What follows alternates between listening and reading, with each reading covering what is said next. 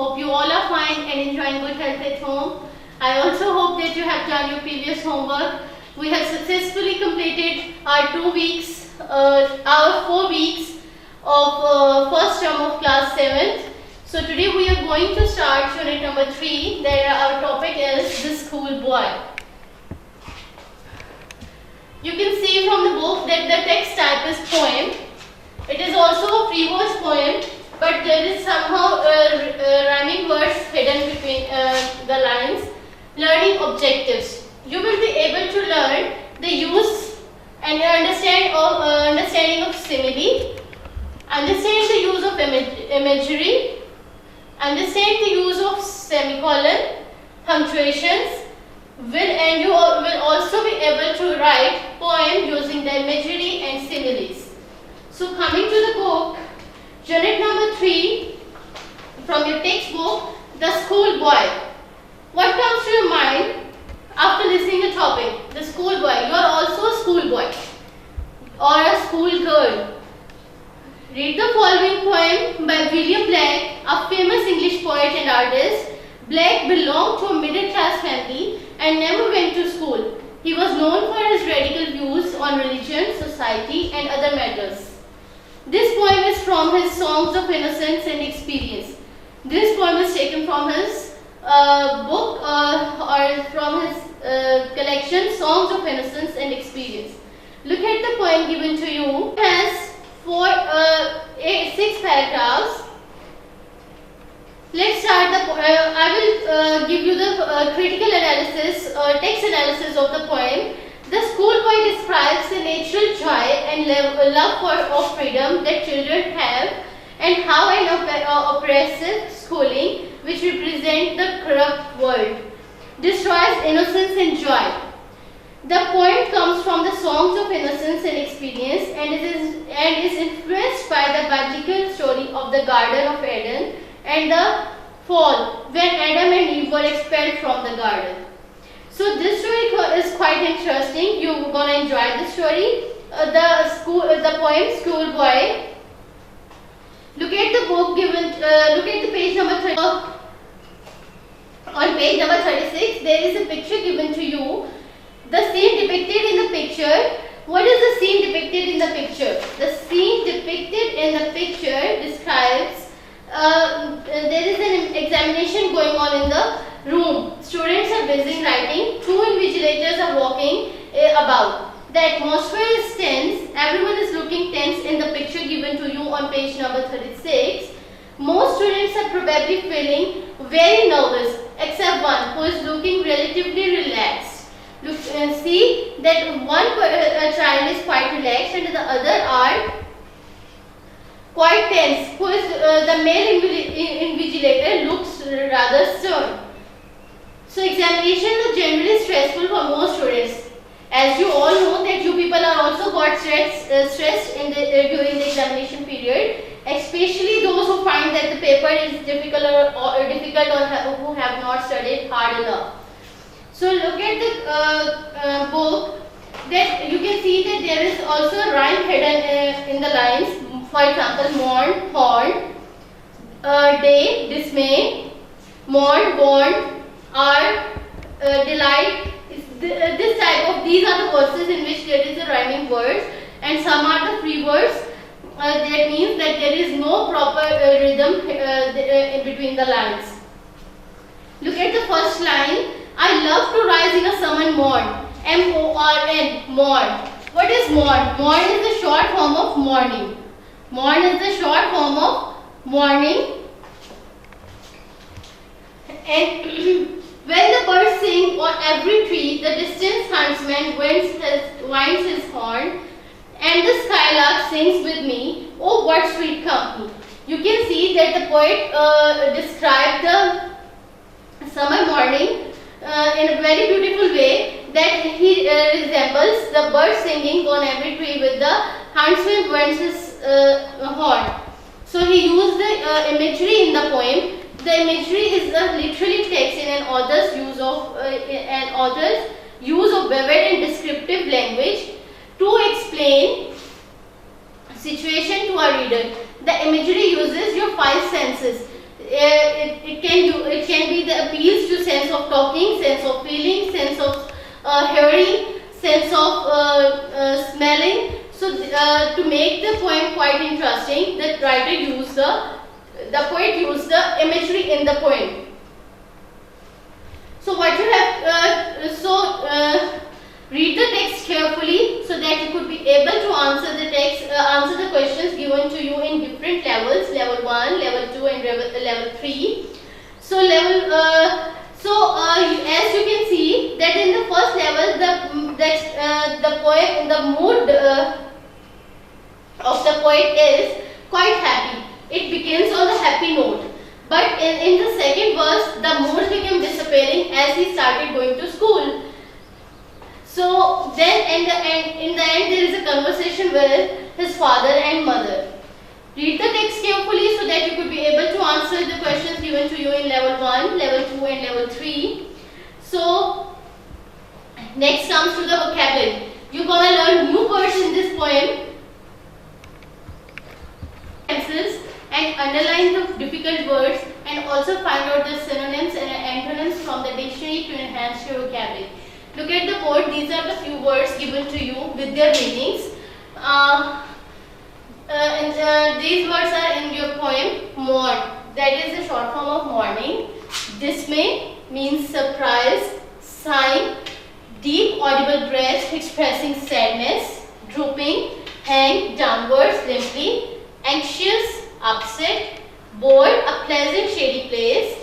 Dreary, dull. Nipped, bite or nibble. So these are the few words with their synonyms given to you. Find out the more words and also find out their synonyms and antonyms from the dictionary. Use them in your sentences and in your creative writings so that you could be able to enhance your vocabulary. So coming to the book, page 2, that is from your vocabulary portion, that is imagery. Imagery is a vivid descriptive language that appeals to the reader's various senses. It adds detail and provides the reader with a richer description of a person, scene, place or a thing. Look at the example given to you on your book page. So imagery is a vivid descriptive language. Look at the example given to you on the board. I am reading the words, the flower fluttering in a waltz, as the wind stirred in the hearts, and the sun showering them with light reveals a hall of golden dances. In this example, the poet compares flowers swaying in the wind on a sunny morning to a hall full of dancers doing waltz. The poet compares flowers swaying in the wind with the hall full of dancers. The play of images draws upon the sense of sight and gives you a vivid description of the scene. That for the description of the scene, for beautifying the scene, he uses imagery. He explained the scene of flowers swaying in the wind with the dancers, with the dancers doing waltz. So the poet conveys the sense of beauty and joy more effectively than if had simply said that the flowers were swaying in the wind. Now coming to the exercise on page number 42, the part A. Study the poem The Schoolboy. What imagery does the poet use? Look at the words given to you. Sit in a cage and sing. How can a child when fears annoy but droop his tender wing and forget his youthful spring? So in this poem, the imagery is, in this verse, the imagery is joy. What imagery he used? The imagery he used joy. To explain the joy, he used the words that the bird that is born for joy. So word is used is joy and it appeals to your sense of feeling. Imagery, dear students, imagery is that appeals to the reader's various senses. It appeals to your various senses, your 5 senses. So the joy is all about your feelings. So look at the second verse given to you. My mother, in verse number 5, O father and mother, if birds are nipped and blossoms blown away, and if the tender plants are stripped of their joy in the springing day by sorrows and cares dismayed. So in this verse, the blossom blown away, the imagery is blown. So to beautify his feelings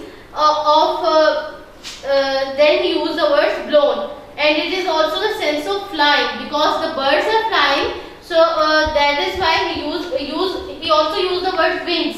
So the sense is sense of flying. I hope you have to solve the exercise of page number 42.